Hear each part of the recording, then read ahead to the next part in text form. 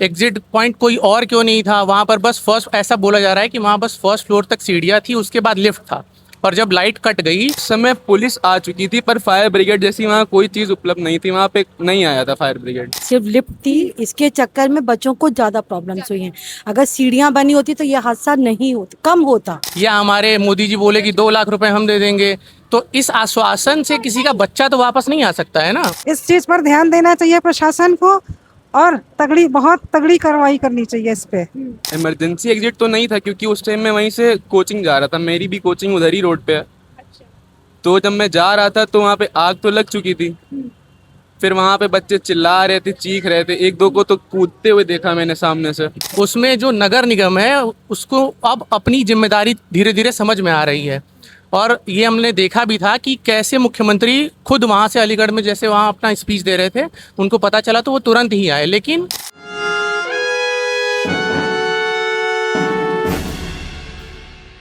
नमस्कार, आप सभी का स्वागत है जनता 24/7 न्यूज में। मैं हूं आपके साथ रानू गुप्ता। इस वक्त मैं मौजूद हूं लखनऊ के अलीगंज में, और आपको बता दें कि 22 जून को जो अलीगंज के पुरानिया इलाके में कोचिंग में काफी भीषण आग लगी, जिसके चलते 15 लोगों ने जान अपनी गंवा दी। ऐसे में देखा जाए तो सरकार पे काफी सवाल उठाए जा रहे हैं और प्रशासन को लेकर के बहुत कुछ बातें कही जा रही है। हम तमाम यहाँ लोगों से बातें करते हैं और देखते हैं उनका क्या कुछ कहना है, और जिस तरीके से जिन परिवार ने अपने बच्चों को खोया है उनको किस तरीके से सरकार सहायता कर रही है, तमाम लोगों से हम बात करके जानते हैं क्या कुछ कहते हैं। आपको क्या लगता है ये आग आखिर कैसे लगी और कोई भी व्यवस्थाएं क्यों नहीं?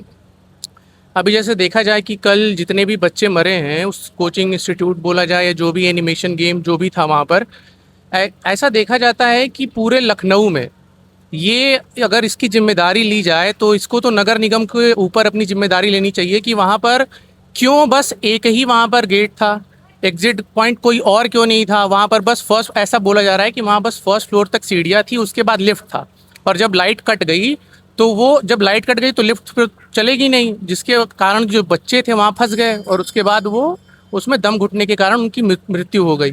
अब जो है कि इतनी बड़ी घटना होने के बाद जो हमारा प्रशासन है उसकी अब नींव टूट गई है। अब प्रशासन पूरे लखनऊ में हर जगह धरपकड़ करने की कोशिश कर रहा है। ऐसा सुनने में आया है कि बहुत सारी कोचिंग भी अभी बंद करी गई हैं।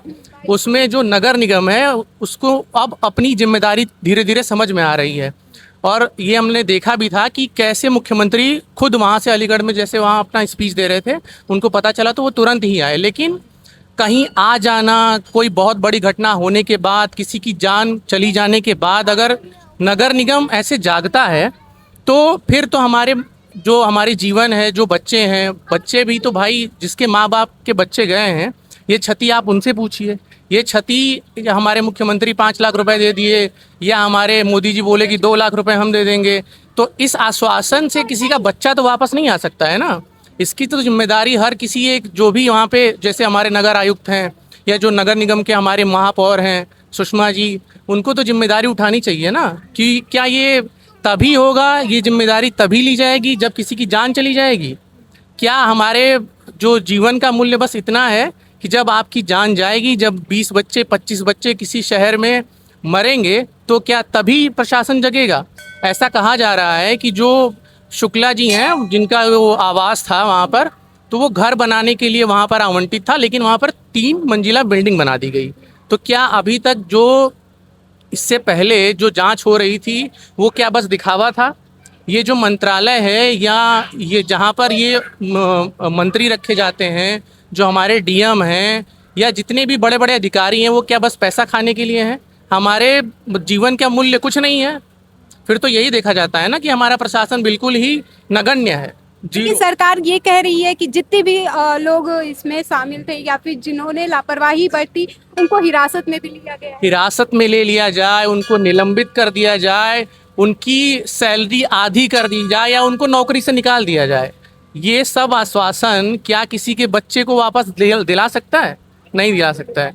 क्या 15 बच्चे या 25 बच्चे जितने भी मरे हैं, क्या उनके माँ बाप को हम जाके कह दें कि भैया वो अधिकारी जो थे, जो उस घटना में शामिल थे, उनको निलंबित कर दिया गया है, उनको नौकरी से निकाल दिया गया है, तो क्या वो आश्वासन वो मान जाएंगी? क्या उनके माता पिता कह देंगे कि हाँ यार ये तो बढ़िया हो गया, निलंबन हो गया, चलो, और इससे मेरा बेटा क्या वो क्षतिपूर्ति जो हुई है, क्या पैसे से 5 लाख से 2 लाख से 50,000 से कभी इसकी क्षतिपूर्ति नहीं हो सकती। ये बहुत बड़ी घटना है। इसके लिए प्रशासन को पहले से संज्ञान लेना चाहिए और जितनी भी कि आगे से कम ऐसी घटनाएं ना हो। ये तो घटना बहुत ही दुखद है। इतनी दुखद घटना तो शायद ही कभी हुई हो। इसके लिए तो बस इतना ही कहेंगे कि प्रशासन फिर से अपना संज्ञान ले कि आइंदा कभी ऐसी घटना ना हो। मुआवजा देने की बात करी गई है, 5-5 लाख रुपए मुख्यमंत्री द्वारा दिया जा रहा है और नरेंद्र मोदी द्वारा 2-2 लाख रुपए दिए जा रहे हैं पीड़ित परिवारों को। मुआवजा तो फिर वही बात आ जाती है ना कि मुआवजा से आप किसी के जीवन की क्षतिपूर्ति नहीं कर सकते हैं ना आप।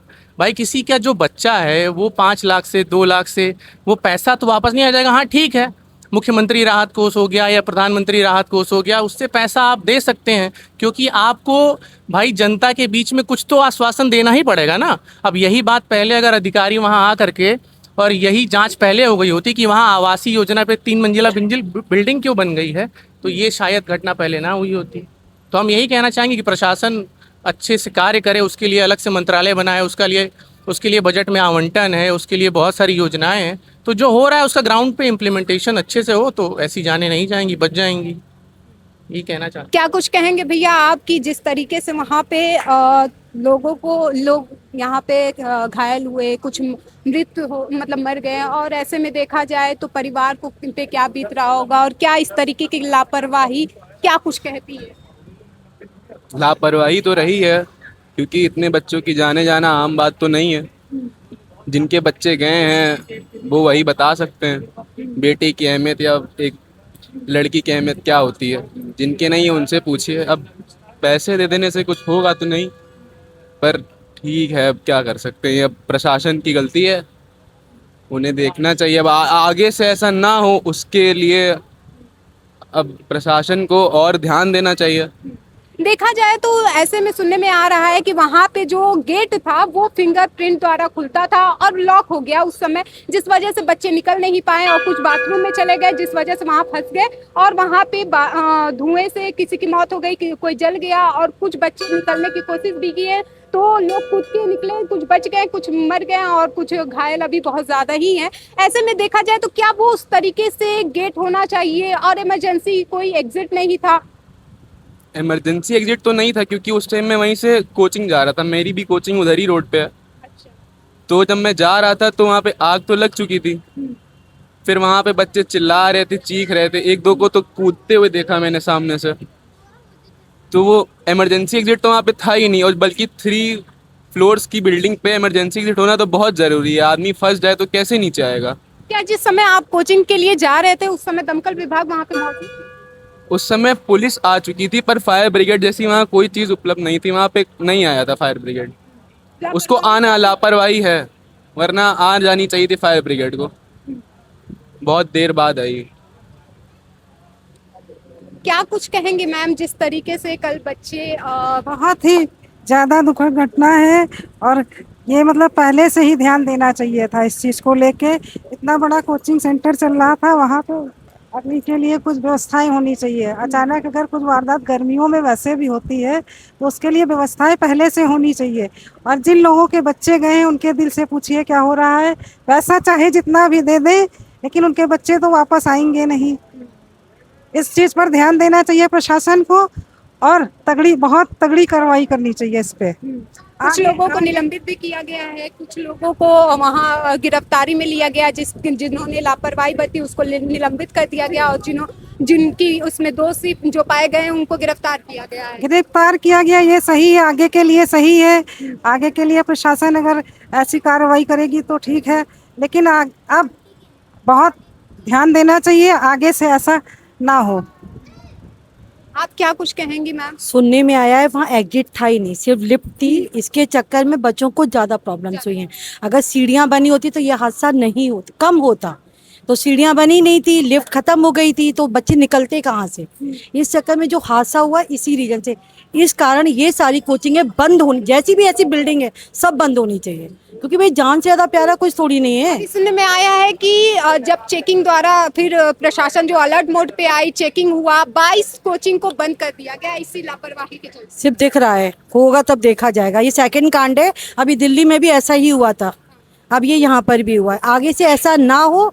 तो योगी जी को मैं कहना चाहती हूँ, ऐसी में मतलब कड़ी कार्रवाई करी जाए, ऐसी बिल्डिंगें बंद कर दी जाए बस। जैसा कि आप लोगों ने देखा, हम यहाँ तमाम लोगों से बातें करें और लोगों का कहना है कि सरकार जिस तरीके से लापरवाही बरत रही है और जिस समय दमकल विभाग को वहाँ मौजूद होना चाहिए था, नगर निगम को इस सब चीज़ों का देख रेख करना चाहिए था, इन लोगों की लापरवाही के चलते ये जो है इतना बड़ा हादसा हो गया और जिसमें 15 लोगों ने जान अपनी गंवा दी और इतने लोग जो हैं वो घायल हो गए, किसी का शॉप भी जल गया, कुछ अपने बच्चों को खो दिए। तमाम जो लोग थे इसको लेकर के काफ़ी सवाल भी उठाए सरकार को लेकर के और प्रशासन से मांग की है कि आगे इस तरीके की घटना होने से पहले आप तमाम जो है ये निगरानी कीजिए और जिन्होंने इस लापरवाही जो बरती है उस पर कड़ी से कड़ी रुख अपनाया जाए। ऐसी तमाम खबरों के लिए देखते रहिए जनता 24/7 न्यूज़। वीडियो जर्नलिस्ट विवेक के साथ मैं रानू गुप्ता, धन्यवाद।